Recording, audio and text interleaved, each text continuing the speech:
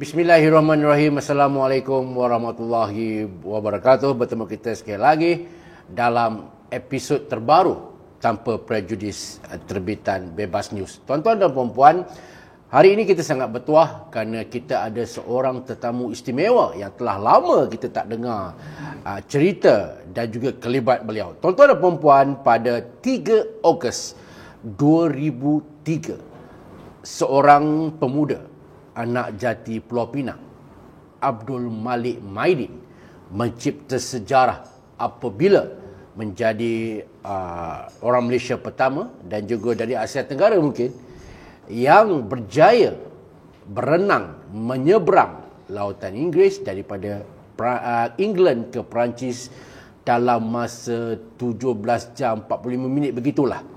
Jadi memandangkan tak lama lagi genap 20 tahun sejarah itu tercipta, kami di Bebas News dan di Tanpa Prejudis sangat berbangga kerana bersama kami adalah tuan punya badan sendiri, iaitu Datuk Abdul Malik Maidin. Selamat datang Datuk. Terima kasih kerana bersama kami.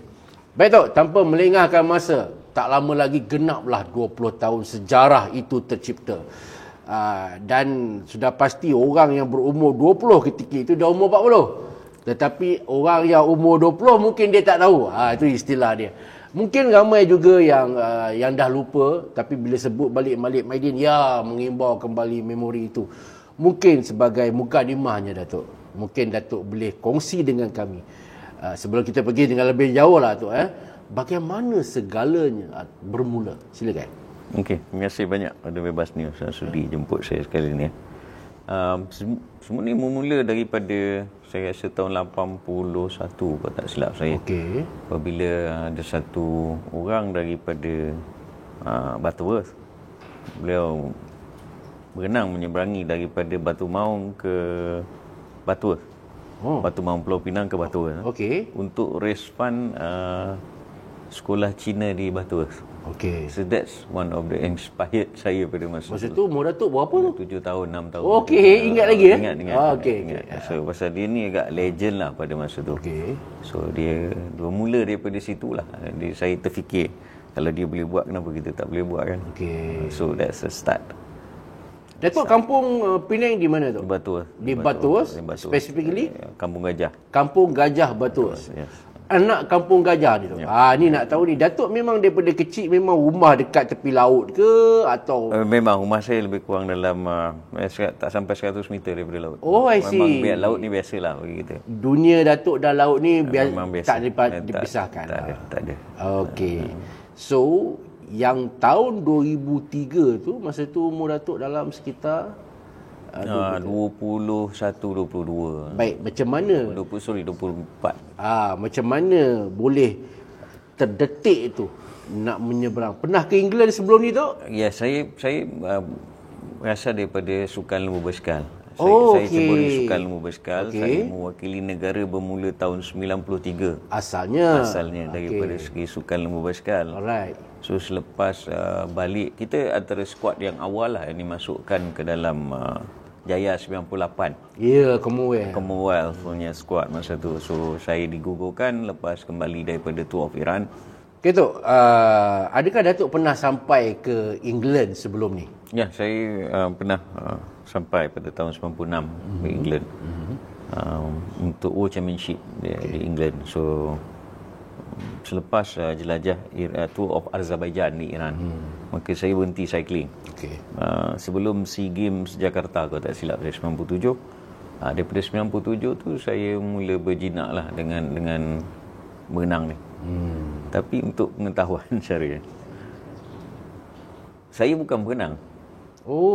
Saya bukan berenang. Okey. Basic berenang tu ada. Sebab tu jurulatih saya mula-mula tengok saya agak terkejut. Untuk saya merentas Selat Inggeris sesuatu yang orang kata susah lah. Tidak ada kepercayaan pada mereka. Mereka tidak percaya yang kita boleh berenang, especially bila kita datang daripada Malaysia. Saya dipanggil ke ISN untuk menjalani ujian. Itulah saya nak tahu tu. Dia punya transition tu, maksudnya yang mula-mula dapat idea nak menyeberang lautan Inggeris tu, Selat Inggeris tu macam mana? Itulah daripada tahun 81 tadi itulah tercetus tu. So jadi ilham tu dia dihidup lah. Dihidup. Kita duduk di Penang. Kita selalu cross kadang-kadang naik ferry. Tu kita kecil. That always it's like a tape recorder lah dalam kepala kita. Kita ingat benda tu. So pada tahun 99 bila kalau tak silap saya tak ingat siapa lancarkan tabung Kosovo. Tabung Kosovo. Okey, masa tabung Kosovo tu saya race fund pada masa tu. Di Penang pada tahun 99 saya berenang daripada Padang Kota ke Butterworth. North Terminal Cargo Butterworth. Masa tu Timbalan Perdana Menteri Yang Berhormat Datuk Seri Abdullah receive saya di majlis Dewan Majlis Perbandaran. North Terminal Cargo di Butterworth lah. So daripada situlah saya announce untuk pergi ke English Channel. Tapi masa tu belum ada sponsor, belum ada apa. Belum. Just bagi tahu macam tu je lah. Masa tu berapa lama tu daripada Datuk berenang tu yang cross tu? 2 tahun lah, kalau tak silap saya 2 tahun. Tak berapa lama masa diambil untuk cross 7 jam lebih masa tu. Di Penang tu? Di Penang. Sebab 7 masa jam, tu di Penang kita kena faham air dia, streak dia kecil. Air dia high tide kalau kuat. Lepas tu jellyfish. Ya betul. Jellyfish ni kan orang tanya saya macam mana rasa kena jellyfish. Saya bagi tahu ibarat you masak air panas tu. Yang panas tu dia simbah kat badan. Itulah rasa dia. So masa di Penang tu memang kena lah. Memang kena more than 20 time. Pasal bila hujan pula di Penang tu, jellyfish naik ke permukaan dia. So that's a challenge. Masa tengah berenang tu, bila dia gigit tu dia tak gigit, dia datang sentuh kita. Tapi dia macam short current. Yes. Dia ada yang setengah tu jenis dia melekat kat kita. So bila kita buang jelly dia tu, kita kena buang dengan kulit kita sekali. That's how pain it is lah. So bila dah sampai tu, you tak rasa apalah. Kalau sampai di Butterworth tu maknanya tak rasa. The whole body tak rasa. Yelah. Sebab dia enam, dia dah terlampau kebas dia. Itu yang boleh menyebabkan doktor bagi tahu you are lucky lah. Masa tu announce saya nak the next day baru saya announce yang saya nak press pergi. conference ke apa? Tak ada. Kecil je, saya masih ingat ada paper cutting tu saya kan. Mengatakan yang saya akan cross English Channel. Tapi sebelum tu saya memang ada hajat nak buat di Langkawi lah. That's what saya buat Langkawi. Langkawi tu mau raise fund untuk kanak-kanak kanser masa tu. So we raise fund for dengan makna masa tu. Alhamdulillah kita dapat duit untuk kanak-kanak kanser kita bagi. Baik tu, nak berenang ni satu hal. Tapi orang kata persiapan dari segi latihan satu, sponsorship satu. Saya rasa paling besar ni masa sponsorship ni. Nak pergi sana apa. So apa langkah awal yang Datuk buat masa tu? Kita siapkan paper, kita approach to the sponsorship. Of course pada masa tu kita dapatkan sokongan daripada kerajaan. Memang macam saya katalah, untuk dapatkan penajaan tu memang berat lah. Antara yang paling berat. Dan latihan juga macam saya kata tadi, saya bukan seorang penang yang profesional. Waktu saya dihantar ke Australia untuk menjalani latihan di Australia, jurulatih saya di sana pun agak terkejut lah. Jadi banyak benda yang dia perlu betulkan untuk sebelum sampai kepada actual. Itu juga kepercayaan orang. ISN Institute Sukan Negara panggil saya pun, mereka tak confident yang saya boleh lepas untuk berenang. Kenapa tu? Tak ada, dia pakai teknik saya tak berapa elok. Kita berenang ala kampung. Walaupun saya bekas atlet, kekuatan tu ada, tapi teknik tak ada langsung. Kalau boleh share sikit tu, apa beza agaknya berenang selamba ni kan, dengan berenang nak cross English punya ni. Kalau kita tanya penang-penang yang berenang dalam acara-acara renang di dalam pool, mereka sendiri kata ada banyak perbezaan. Pertama sekali berenang di pool ni kita tak ada wave, kita tak ada apa, dan stroke kita pun tak teruk. Berenang di laut ni dia berbeza. Walaupun di float, air tu air garam, dia apungkan badan kita sikit, tapi cabaran dia daripada segi ombak, kita nak bernafas macam mana, tu cabaran-cabaran yang ada. Paling sekali kita kena jaga is kekuatan mental kita lah. Itulah yang teknik-teknik ni teknik biasa jugalah yang diajar. Cuma kita berenang tu bukan jangka masa yang pendek lah kalau di laut ni. 3 km, 4 km, 2 jam setengah, 3 jam setengah. That's routine. So antara latihan yang Datuk buat di Australia lah. Di Australia. Memang kita dihantar sebab paling dekat di Australia. Okey. Lepas tu saya pergi bulan Mei tahun 2001 kalau tak silap saya 2002. Okey. Di England saya diminta ke Australia untuk menjalani latihan lebih insentif lah. Okey. Sebab teknik macam saya kata tadi lah. Kita teknik biasa je kan. Saya bukan born swimmer atau masuk kelas swimming sebelum tu. Ya. Jadi saya dihantar ke Australia. Di sanalah saya menjalani latihan intensif. Berapa lama tu? Setahun lah saya kat sana. Setahun. Setahun saya di Melbourne lah. Okey. Berenang je. Yalah, pagi kita start pukul 4 pagi. Ya, The water condition pada masa tu 6 to 7 degrees. So kita akan start pukul 4.30 pagi. Kita kat sana awal training. 4.30 pagi kita start untuk 2 jam ke 3 jam. Dalam cool water tu. So kita naik, kita breakfast, kita sambung training speed lepas tu. Speed training kan start. Itulah that's a routine. Saya percaya satulah, kalau kita buat semua benda, kita buat dengan banyak kali, kita boleh buat sebenarnya. Okey tu, kita pergi ke D-Day lah. Pernah tak dalam tempoh tu ada orang kata cross your mind, rasanya tak lepas ni, rasanya rasa macam ada tak perasaan tu timbul? Itu tak ada. Daripada awal memang saya tak ada. Saya ambil benda tu as a positif dalam diri saya. Orang can say negatif. Bagi saya tak pernah ambil benda tu as a negatif. Maknanya Datuk dah memang tahu, yes, I can make it. Ya, masa saya ditanya di dalam saya ingat all the tester from ISN daripada Canada tanya saya tak silap. So dia orang tanya saya be logic that apa saya punya target untuk berenang. Saya kata saya nak break world record. Tapi world record masa tu? I think 7 hours something. Tak ada yang mustahil. Betul. Tapi mereka agak sinis lah. Mereka kata be logic lah boys. No, you be logic. Dia orang pun tak confident. Bagi dia orang cakap terang dalam meeting tu, dia kata if you can cross for us is big deal. We don't think so that you can cross. Lepas pun dia tak confident. Masa testing tu dia tak confident lah. Dia kata kalau boleh nyeberang tu bagi dia. Itu pun dah kira besar rahmat. Besar lah rahmat dia. Tapi saya kata no, I'm stick to my word that.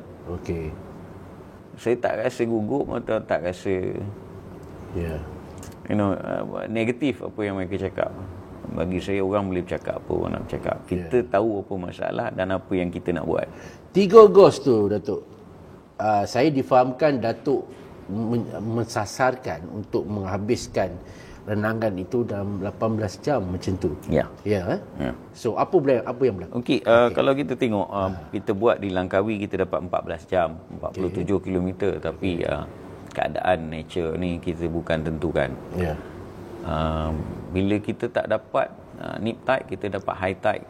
Itu bukan dalam bidang kita. Maknanya kita ditentukan oleh pilot nak turun ke laut apa semua ni. Pilot boat yang tentukan. So jadi pilot decide hari tu untuk saya berenang. So saya ambil tarikh itulah untuk saya berenang. Maknanya saya dapat high tide. High tide air pasang surut dia kuat. So jadi itu antara risiko yang saya terpaksa lalui. Dan pada hari itu pun cuaca agak sejuk. Balik walaupun dalam sama. Kenapa pilot tu decide? Itu dia ada dia punya bacaan dia. Bagi dia hari itu yang terbaik daripada, sebab dia ada 2 kemungkinan kat situ. Kadang-kadang kita dapat nip tide tapi angin kuat. Kadang kita dapat high tide tapi angin tak kuat. So dia, tapi English Channel segala-galanya boleh berlaku. Kita tak boleh tentukan weather forecast ni tak semestinya perfect dengan apa yang kita dapat. Mula berenang tu pukul apa tu? Saya berenang pukul 2 pagi. Masa tu cuaca gelap Gelap. lagi. Gelap. Ya. So, berpandu pada apa tu? Saya ada pilot boat dengan saya. Boat ada di depan, Di tepi. tepi. Boat tak boleh duduk di depan. Boat Oh, ada okey, tepi. okey. Dalam 30 meter. So Alright. daripada situlah kita guide dengan lampu dia. Oh. Tapi masa tu sebab sama, saya rasa pukul 2, pukul 3, 3.30 kita dah cerah dah. 3:30 pagi. 3.30 pagi kita dah cerah. Adakah orang kata kena berenang dalam kolong apa? Tak ada Tak ada. Kita cuma okey. minta waktu subuh untuk kita berhenti menghormati waktu. Okey. Dibenarkan. Dia bagi kita 3 minit. Instead of 1 minute, dia bagi kita 3 minit untuk stop menghormati waktu subuh. Maknanya Semayang kita terapung boleh lah. semayang lah. Terapung tak ni lah. Okey. Then dia bagi. So kita continue lah. Lepas tu every 1 hour dia cuma bagi kita 1 minute peak stop. Stop maknanya untuk minum ke apa tu? Minum. Quick Minum? drinks lah. Quick drinks lah. Kita Okey. minum. Dia panggil ada sejenis minuman energy. Alright. Nak makan tak boleh lah kan. Meja tak ada. Oh, okey. Minum. Minum ya. Lepas tu sambung. Sambung. Seminit berarti. Maknanya seminit tu tak diambil kira lah. Dia tak dia akan kira. Ya, ada pencatit dalam boot. Okey. Ada pencatit. Bagi every 1 hour 1 minute peak stop. Okey. Tak boleh pegang tak boleh pegang boat, tak boleh pegang apa. And kalau orang terjun pegang kita pun it consider disqualified. Oh. That's the rules and regulation from federation. I see. 17 jam berapa minit tu? 45 minit. 17 jam 45 minit. Hanya berhenti 1 jam sekali. Yep. Seminit saja. Seminit saja dia. Lepas tu sambung kayu. Sambung kayu. Akhirnya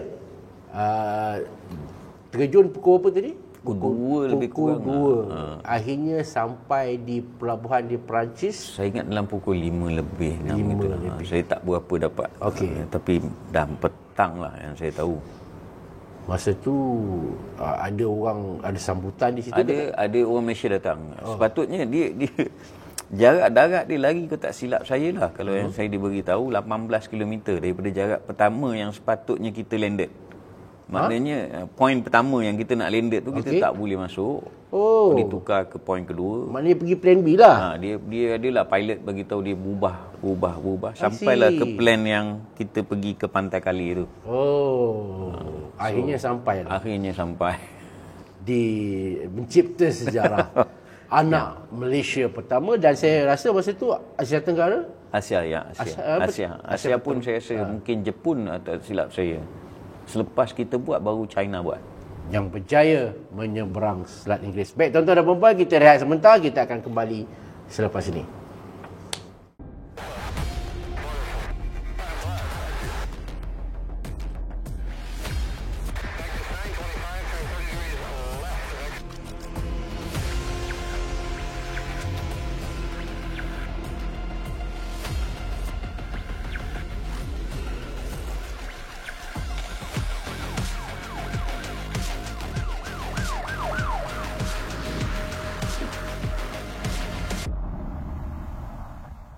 Baik, bertemu kita sekali lagi dalam rancangan Tanpa Prejudis bersama tetamu istimewa kita, Datuk Abdul Malik Maidin. Baik Datuk, tadi Datuk ada bagi tahu tentang cabaran latihan hinggalah sampai dalam tempoh 17 jam 45 minit sebagainya. Mungkin ramai tertanya-tanya Datuk. Kita ni di dunia ni banyak selat ni. Kenapa Selat Inggeris yang menjadi pilihan itu? Selat Inggeris ni kalau kita tengok kita boleh berenang mana-mana selat lah. Okey. Tapi kalau kita tak complete Selat Inggeris ni is something yang tak complete lah. Okey. Sebab Selat Inggeris ni mula di renangi tahun 1875. So saya rasa dia macam Mount Everest lah. You can climb any. Kalau tak yang ni tak sah lah. Tak sah lah. Stamp dia kat situ lah. Stamp dia kat situ. Tok, ni nak cross ni dia ada sijil ke ada apa? Ada. Dia dibagi oleh not sijil lah. Catatan yang dibagi oleh federation lah. Macam saya dia banyak, dia ada 2 kat sana. Dia ada association, dia ada federation. Tapi saya pilih berenang dengan federation lah. I see. So ada yang pergi dengan association. Ada perbezaan di situ? Tak ada perbezaan. Mereka ni adalah politik dalaman mereka lah. Jadi kita tak mau campur lah tu. I see. Jadi macam-macam lah. Daripada segi rekod sama je, catatan yang dibagi, mapping yang dibagi pada kita, semua ada. Baik, Datuk sedar tak bahawa kejayaan yang Datuk buat ni sebenarnya beribu kilometer daripada London di Malaysia ni dah jadi sekarang tak adalah perkataan ni kan, macam viral lah istilah dia. Datuk sangka tak bahawa wah sambutannya begitu hebat ni? Saya tak terfikirlah sama benda tu. Bagi saya as orang yang terlibat dalam sukan, kita always find a way to make a Malaysian proud. Itu kita punya matlamat lah kan. Lain-lain tu akan datang yang sendirinya lah. Kalau kita nak buat apa pun macam tu lah biasanya. Saya percaya pada benda tu, kita buat dululah. And then the rest. Kalau orang boleh nilai lah yang kita buat. Kita tak perlu masuk bakul angkat sendiri. Perkataan baru sekarang naik lift tekan naik. So tak adalah, itu semua tak ada. Yang penting bagi saya, apa yang juga saya sampaikan lepas tu adalah ilmu. Kalau kita nak sesuatu, kita usaha. Walaupun orang kata kita tak boleh buat apa, you lupakan benda tu. Dan sudah tentu Datuk, kejayaan Datuk ini ketika itu Perdana Menteri adalah Datuk Seri Dr. Mahathir ketika itulah. Dan kebetulan juga konsep Malaysia Boleh tu sangat terkenal ketika itu. Kita tengok Datuk Azhar Sulaiman. Azhar Sulaiman. Azhar Mansur. Azhar Sulaiman pelakon. Azhar Mansur. Dengan jalur gemilangnya. Kemudian Mount Everestnya. And then Datuk pula dengan selat Inggerisnya. Dan ketika itu apabila Datuk berjaya menyeberang ke selat Inggeris ni, Tun ketika itu hubungi Datuk direct ke di England atau macam mana? Ya, masa sebenarnya macam saya kata tadilah, sokongan daripada kerajaan tu penting. Tapi untuk convince seorang Perdana Menteri mengambil masa hampir 2 tahun lebih lah untuk bagi beliau percaya yang kita betul-betul nak buat. Itu satu daripada yang tu. Yang kedua, apabila saya di dalam bot untuk berlepas berenang pukul 2 pagi, saya ingat di Malaysia mungkin siang waktu tu, saya dapat mereka hubungi Yang Amat Perdana Menteri untuk saya bercakap lah. Maknanya it's direct motivation daripada dia. Dia cuma beritahu saya pada masa tu, dia doakan, dia kata you jaga diri and rakyat Malaysia mendoakan you. So that's a big yalah, daripada seorang negarawan Perdana Menteri pada masa tu, dan seorang yang dia cuma minta saya jaga diri je. Dia yakin saya boleh buat. Tak ada benda yang tak boleh kalau kita. Tapi sebelum tu pun Datuk dah pernah berjumpa dengan Perdana Menteri? Ya. Saya memang approach dia 2 tahun untuk mendapatkan sokongan daripada segi kerajaan lah. So, di Malaysia ni orang nak tengok yang tu. Betul. Jadi Alhamdulillah 2 tahun, lepas 2 tahun lebih saya dibagi sokongan lah oleh kerajaan pada masa tu. Ketika mula jumpa Tun masa tu, bila Datuk bagi tahu nak berenang ni, merentasi selat Inggeris tu, apa reaksi beliau ketika itu? Dia tak terkejut, tapi saya pelik sikit bila dia kata ya. I read that in the newspaper. Maknanya artikel yang kecil yang keluar tu dia baca. Alright. Kita bukanlah buat press conference besar-besaran je, kecil je. Tak ada, sebab masa sebelum tu saya carry torch untuk SEA Games 2001. That one is cover banyak front page. Saya ingat The Sun cover front page masa tu. Daripada mana saya tak silap saya, daripada Bukit Tambun ke Pulau Aman. Bawa torch. Kita carry torch untuk swimming. Biasanya orang lari kan. Kita buat something different. That's part of the promotion lah. I see. So kalau tadi Datuk cerita masa nak cross Penang tu, dekat nak pergi Batu Ais tu kena gigit jellyfish dan sebagainya. Ni di selat Inggeris pula macam mana? Kita masa tu dah kita rasa latihan yang cukup. Di Penang ni beza sering. Dan masa tu Penang banjir. Masa saya nak berenang tu Penang banjir. hujan 2 hari betul-betul. Supiding Panjir 99 ni. Okey. And saya bukannya latihan, saya baru berhenti cycling masa tu. Bukanlah intensif lagi. Okey. Berenang ni tau. Okey. Kira gamble lah sebenarnya pada masa tu. Maksud saya di Selat Inggeris tu ada ke ancaman yang serupa jellyfish Ada, tapi kita kita dah shark ni kita tak tahulah. Tapi memang ada dalam air kita tak nampak. Okey. Yang saya tahu, saya diangkat board mengatakan bahawa ada sea lion. Dan kebetulan 3 hari ke 4 hari sebelum tu ada orang yang mati di attack by sea lion. Di Dover kalau tak silap saya masa tu, pantai di Dover or somewhere. Dia ni dia agresif apabila kita kacau teritori atau di tempat dia makan. Si lion ni. Si lion ni. Si lion ni. So tak tahulah, yang tu yang saya diberitahu. Masa tu agak gugup sikit lah orang cakap kan. Cuak lah ya. Pasal dia tak jauh daripada tempat saya berenang tu kan. Jadi itu je lah. Lain-lain ancaman. Kalau kita takut ni, kita takut benda yang kita tak nampak pun sebenarnya. Betul. Ibarat kita takut hantu lah. Ya. Kan? Bila tanya orang, 99% orang tak pernah tengok hantu pun. Tapi orang takut hantu. Orang takut hantu. Alright, itu kita cerita 20 tahun lepas. Kemudian pasca kejayaan tu, kita pun tengoklah Datuk selalu keluar TV lah, radio, akhbar apa semua. Tapi senyap kemudian. Tup. Dengar buat limousin lah, KLIA lah. Terus boleh Tok cerita tak selepas itu apa yang Datuk buat selepas tu? Saya memang berniaga daripada sebelum saya berenang pun. Okey. Saya, family saya pun berniaga. Kita bukanlah peniaga yang besar, tapi kita berniaga. Hidup saya. Jadi daripada situ memang saya berniaga lah. Saya buat, saya minat sikit daripada segi teknologi. Saya buat macam-macam lah. Selain daripada event, memang for the past I think 20 years saya banyak dengan 15 tahun ni banyak dengan event lah. Event ni, dia sports ni sebenarnya bagi saya, kalau orang kena pandang sport adalah industri. Sport ada satu industri yang besar. Dalam sport juga terlibat industri entertainment, teknologi, media, macam-macam. Selain daripada atlet tu punya pembangunan sendiri. Atlet tu sendiri pun adalah billboard. Bagi saya lah, dia carry kan. Jadi ini benda yang kita kena tengok daripada segi skop yang luas. Negara kita negara yang banyak orang yang cerdik bagi saya. Kenapa kita tak membangunkan satu benda yang boleh diguna pakai di luar negara? Dari segi teknologinya.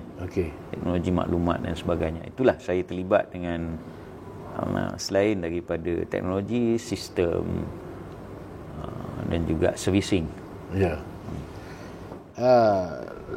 Tour di Langkawi. LTDL.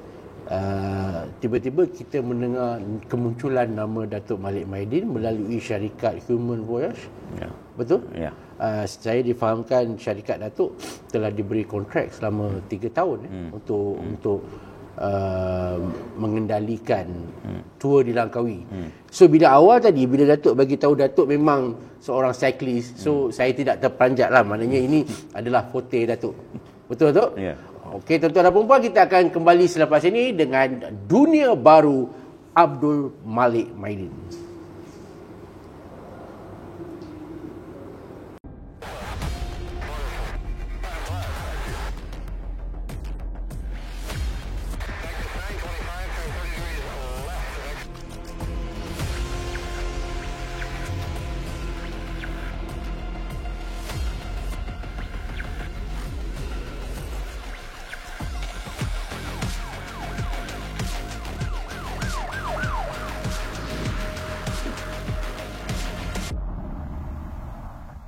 Baik, kita bertemu sekali lagi.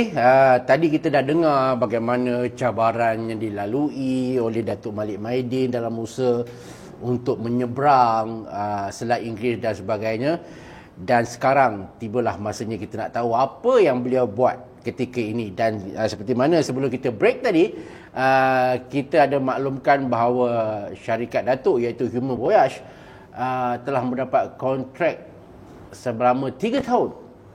Telah diberi kepercayaan oleh kerajaan untuk menganjurkan tour di Langkawi. Baik Datuk, ini apabila syarikat Datuk diberi peluang lah untuk menganjurkan tour di Langkawi ni, kita tahu ni bukan mudah ni sebab dia merupakan satu pertandingan yang sangat berprestij dan ini pula pertama kali syarikat Datuk mengendalikannya. So bagaimana cabaran yang Datuk hadapi, Datuk? Silakan. Okey, saya pergi panjang sikit lah Syarif ya. Daripada tahun 2010 memang HB menganjurkan sukan mountain bike di Langkawi. Okey. 2010, 2000 sampailah 2015. Ya.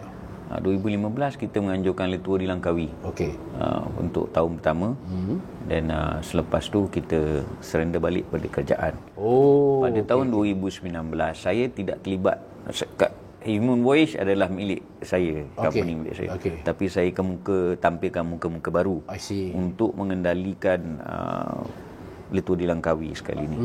Jadi saya tumpu pada M&M's Technology. Paling banyak company kedua saya, di mana kita yang arrangekan teknologi untuk broadcasting. Jadi saya banyak tumpuan saya kepada M&M Technology. M&M yang supply the technology to HB. HB ni kebanyakannya saya bagi kepada orang baru lah. Maknanya macam CEO saya Syah to run the whole event lah. Kita baru dapat idea baru. Kalau kita je duduk kat situ berkarat lah. Ya, betul. Tok, bila Datuk sebut pasal penyiaran ni, broadcasting ni, sudah tentu standard tour di Langkawi ni kena tinggi lah. Sebab dia kena at least at par lah dengan channel-channel Eurosport lah sebagainya bila yang sebelum ini dan sudah tentu tak dapat lari. Pertama cabaran, kedua kritikan, kelemahan di sebalik kelebihan kan. So bagaimana Datuk mengendalikan benda-benda tu, expectation yang tinggi daripada pihak luar tu? Daripada tahun yang sebelum-sebelumnya kita dah tengok apa kekurangan yang kita ada. Apa need yang perlu. Daripada 2015 kita menganjurkan tour di Langkawi dan kita stop, kita kenal pasti apa keperluan sebenarnya pada tour di Langkawi, apa kelebihan tour di Langkawi. Bila kita tengok daripada segi situ, saya mula menceburi atau melihat banyak teknologi daripada segi barang-barang equipment for broadcasting. Kalau kita tengok satu-satu sukan dianjurkan di dalam stadium, mereka hanya fokus stadium aja. Ini landscape, kita boleh jual landscape negara kita. Betapa cantiknya Malaysia ni.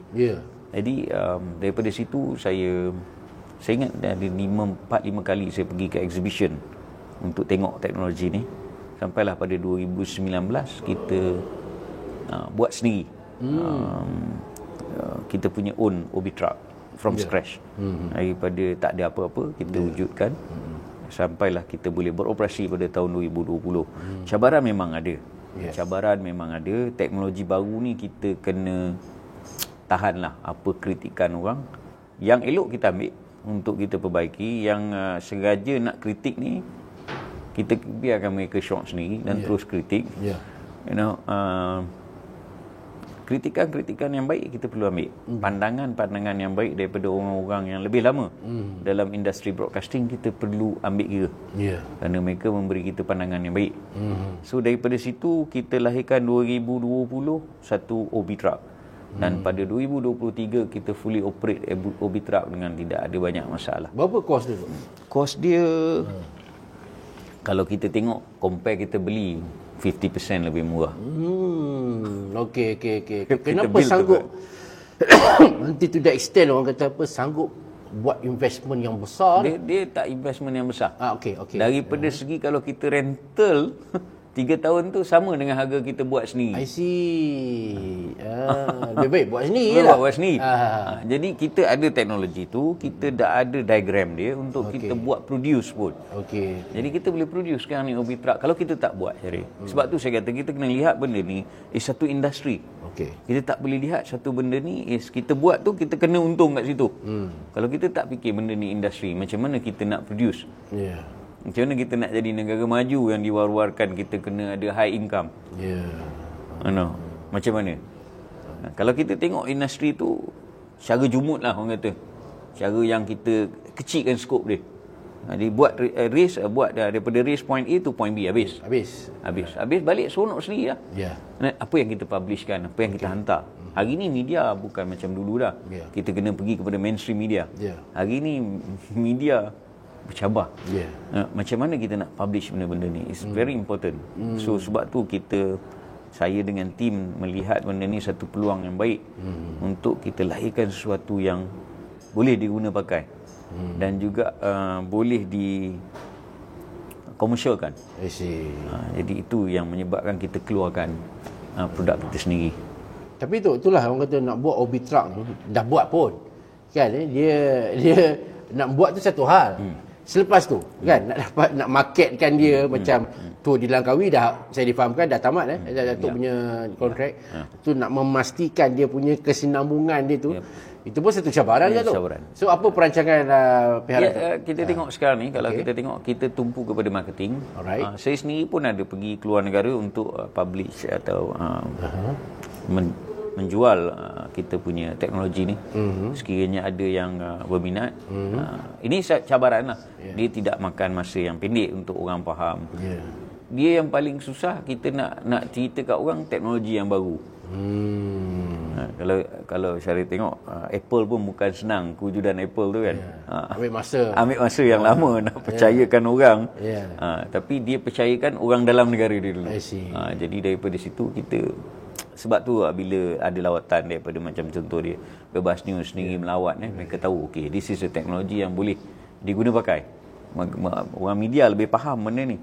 Okey tu daripada seorang anak kampung berjaya mencipta rekod menyeberang Selat Inggeris, terlibat dalam perniagaan, mengendalikan tour di Langkawi, satu transition yang boleh dibanggakan dan boleh menjadi contoh kepada anak-anak muda di luar sana. Mungkin ada apa sedikit nasihat kepada anak-anak muda kita sekarang ni yang macam terutama yang lost, yang tak tahu apa nak buat ataupun yang gagal dalam perjalanan, rasanya macam aku tak tahulah, paling kuat pun nak buat Grab je lah, itu je lah kan.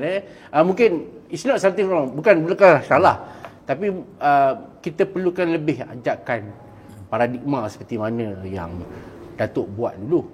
So nasihat Datuk kepada kita punya anak-anak muda tu. Pertama sekali mereka perlu tahu apa yang mereka ingin dalam kehidupan mereka. Kalau mereka rasa lifestyle mereka macam tu, mereka comfortable dengan lifestyle, carry on.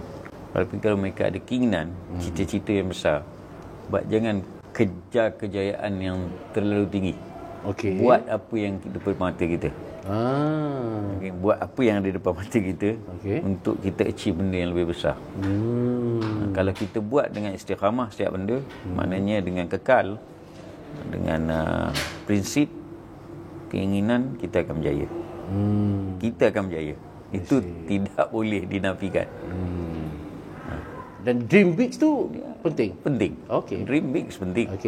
Tapi mula dengan apa? Mula dengan apa kan? Ukur baju di badan sendiri. Kemudian cuba upgrade.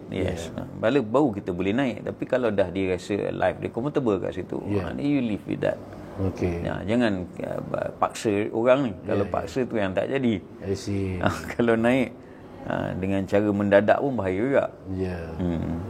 Cepat naik, cepat jatuh tu kan. Itu yang saya dapat lihatlah betapa pengaruh Tun Mahathir dalam diri Datuk itu sangat kuat. Itu orang kata tidak mengherankan kerana beliau adalah orang yang antara yang memberi dorongan.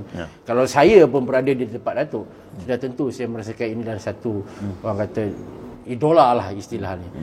Bagaimana Datuk melihat gagasan Tun ketika jadi Perdana Menteri dulu untuk melahirkan Malaysia berdiri sama tinggi, duduk sama rendah dengan bangsa-bangsa lain?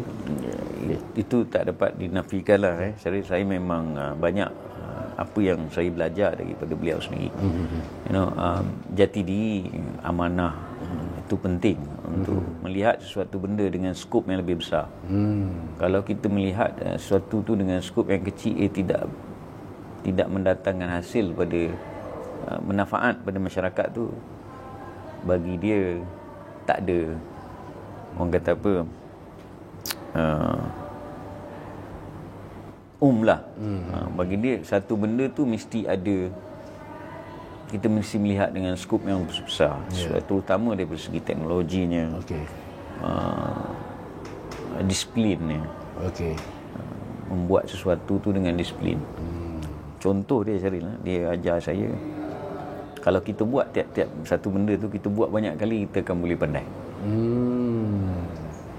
Walaupun bukan forte kita. Bukan forte kita. Jadi kita keep repeat buat. Sebenarnya kalau kita tengok benda tu sebenarnya benda betul. Kan? Jadi itu yang dia cuba sampaikan. Ini manusia yang simple sebenarnya tu ni. Manusia yang simple, yang saya kenal lah, orang kata dia tak ada banyak kena, tak bercakap benda yang tak berfaedah, yang tak apa ni, sembang kosong ni bagi dia tak adalah. Kat dia tu tak ada, orang kata. Dia kalau ada pen dengan kertas, itulah dia punya kerja dia. Luar biasa. Manusia bagi saya syukurlah dapat kenal dan dapat belajar sedikit ilmu daripada beliau, dapat menimba sedikit ilmu daripada beliau. Okay, Tok, last but not least lah. Tadi Datuk dah tengok dah pesan pada anak-anak muda ni. Dream big, ukur baju badan sendiri, sentiasa buat perubahan dan sebagainya. So, dekat rakyat Malaysia at large pula, Tok. Silakan. Okay, saya, kita boleh buat banyak benda yang berfaedah dengan teknologi yang ada. Tapi kalau kita guna teknologi tu cara yang tak betul, maka tak betul lah. Kita akan stuck dekat situ. Gunakan knowledge yang ada untuk kita memahami sesuatu kebenaran. Bukan menggunakan teknologi yang ada untuk kepentingan peribadi semata-mata. Itu je. Teknologi ni ibarat pisau lah, Datuk. Ibarat pisau, yes. Salah guna, dia makan diri. Salah memotong, dia akan terpotong. Baik, tuan-tuan dan puan-puan, begitulah tadi. Hampir 1 jam kita bersama dengan Datuk Abdul Malik Maidin.